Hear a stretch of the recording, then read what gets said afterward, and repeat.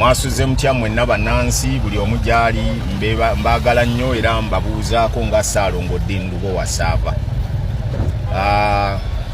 Wetwogerera munansonyi wasiri nnyo ku gundi naye nzize for emergency reasons. Akakuba gye kayiseemu eyo abalimi mugende musimbe kasooli mu musuuleyo tusobole ate okumulyako awo mu January oba ne mu February awo. Abaana aba P7 abatandise ebigezo tubasabira kubeera nti mubikola bulungi bibeere nga biyitamu n'abalala mwenna nga buli omubwali.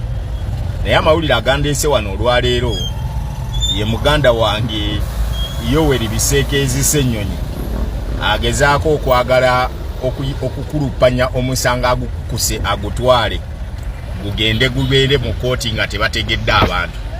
Bwana Senyonyi kankutegeeze tuli ba mawulire. We must inform the public what is happening and what is going on. Wewe nyini watwala omusango mu kooti ng'ogwagala gubeeyo. Kati ate simanyi lwaki kikukwasa ensonyi oddira omusango ogwo okugamba ogende na mu ngeri ya kimpowooze nga teri ategedde nti tugenda mu kooti. Bw'oba manyi nti ddala omusango guno wali ogulinamu interest totandika kwebwala. Nyongera okutegeeza bannayuganda mwenna na buli muntu abadde abuuza omusango gwa Yoweri Senyonyi gwakomawo era guli baawodde gwange ennaku z'omwezi 5 November 2024 lwe tugenda mu kooti enkulu okugenda okugasimbagana n'omulamuzi. Era njagala buli yenna ayagala okubaawo ku musango guno mbakoowoola. Ekooti etuula ssaawa 3 ku kooti enkulu we tulina okubeera. So Bwana Bisekezi keerako ne baluyabo nange nzija.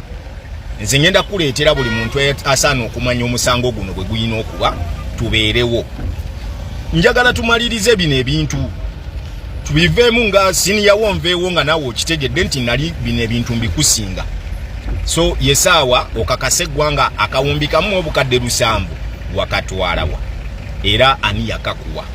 Yensonga tolowooza nti tuli ku byakalebule tugenda kumaliriza kakasa bujulizi buno.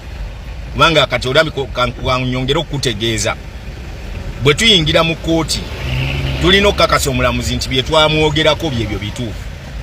Era tulina okukakasa omulamuzi nti ono yabba essente z'abannansi obuwumbi akawumbi kamu n'obukadde 7. So gamba mukyala wagolole bulungi kali akasuuti ke banaakutwaliramu eruzira ng'omanyi nti tojja kukaddamu kambala. Buli kimu kyonna enkya kirina okubaawo. So babuladi mwenna buli muntu yenna abadde abuuza omusango guno guli luddawa eryose neetonya era nga Ssaabasajja bwe yagamba nti eryokanga neetonya ne tulaba ensiisira bwe zenkanyankanya emyoyo.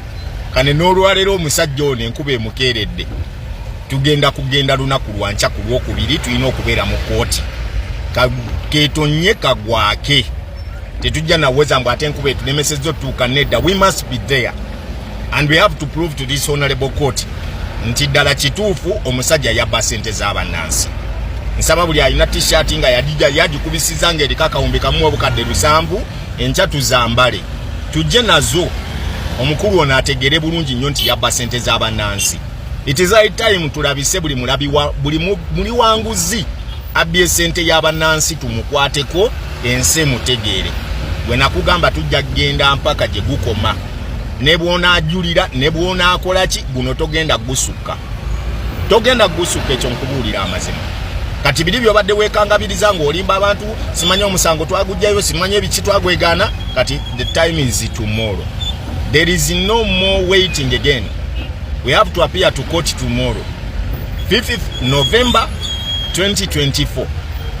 Nze Ssaalongo Dini Lubowa Saava ku lwa TV10 gano mazima.